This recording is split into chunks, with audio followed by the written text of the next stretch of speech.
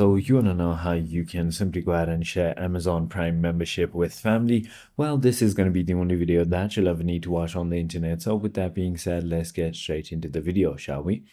So for sharing with another adult, so potentially your partner, your spouse, you need to go to Amazon Family. So simply go ahead and log in into your account on a desktop browser, just like I have, and then go to your Accounts tab, and then simply click on Find Amazon Family, and then under the shopping program.